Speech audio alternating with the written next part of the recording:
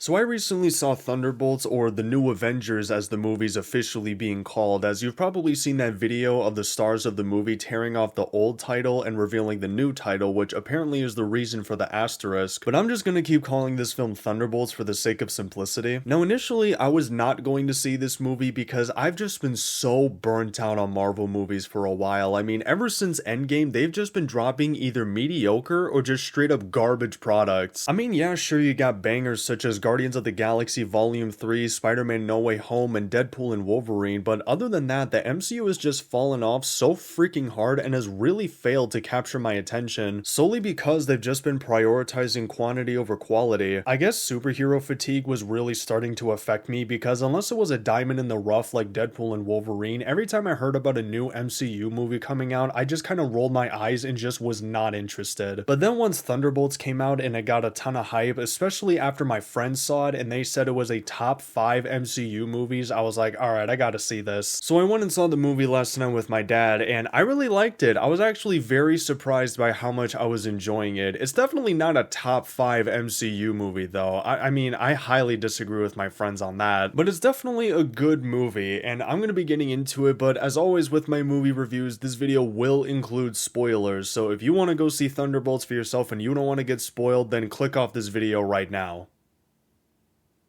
You're still here? Alright, let's do this. So the first thing I really liked about the movie, and probably my favorite part of it, was Sentry. I just loved him all throughout the film. I just thought he was really cool, especially when he got his comic book accurate suit and he started messing up all the Thunderbolts. I thought that was really cool and it showed just how powerful he is. But I love what they did with his alternate personality, or the other side of him, the Void. I love how it's just him, but it's just a black silhouette with 2 white dots representing his eyes. It's such a simple design, yet it's so effective, as it honestly captures the dread that you feel when you see him very well. Like when he was flying right next to the Avengers building and he started turning those people into the shadows, you kind of just get this feeling of, oh no, this dude is an Avengers level threat when he turns into the Void. With the very little screen time the Void had, they did a lot with him, and honestly, they did something with him that A, I was not expecting, and B, I thought they did very well, which I'll get into in a bit. But one thing this movie does very well, in my opinion, is that it's not just your typical Marvel movie of, oh shoot, there's a threat that's killing a bunch of people or is going to destroy a city, we need to stop it. This movie is also about depression. I mean, the movie literally opens up with Yelena looking like she's about to jump off a building, and then she does, but as she's falling, she deploys her parachute. And then for the first 10-15 minutes of the movie, as she's going through that lab and destroying all the evidence, she goes on about how hollow and empty she feels inside, like there's a void inside of her. And then later on, when she's yelling at Red Guardian,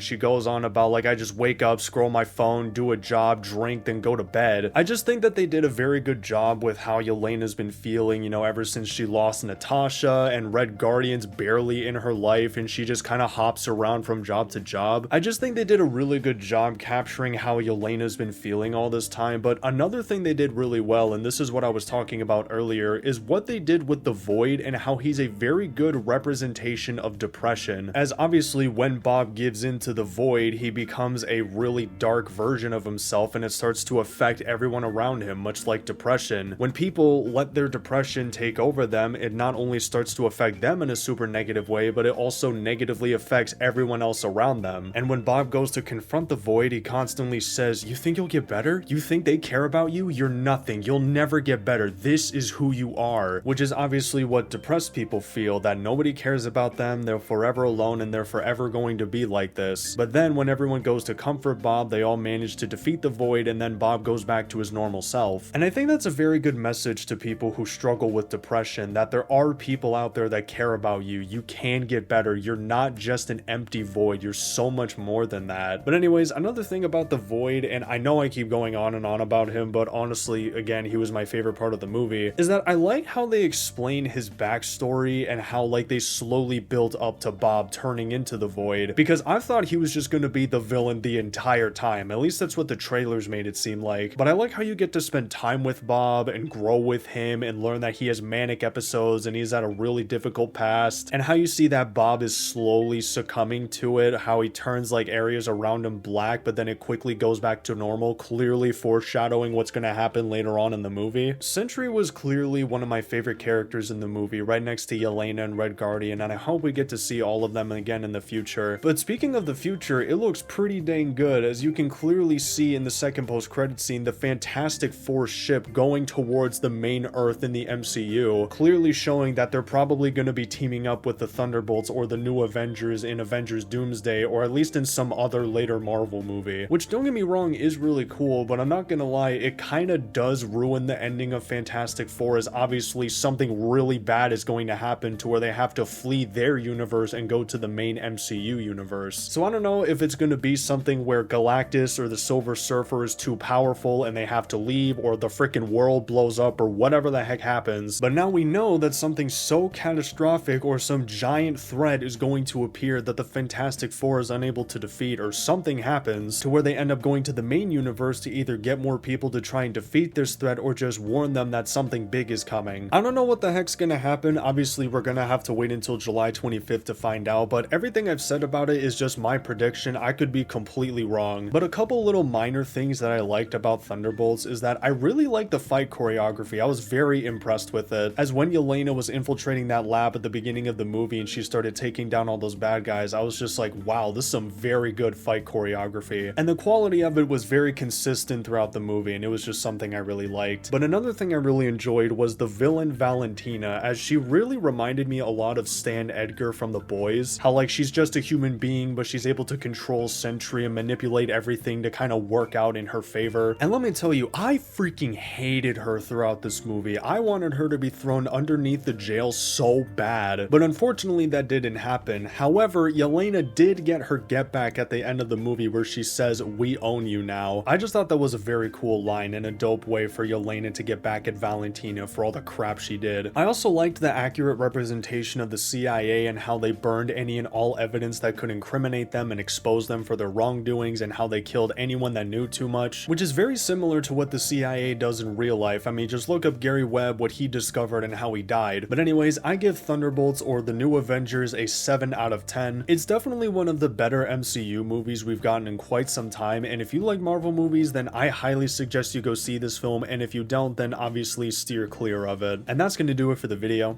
Thank you for watching, and yeah, peace.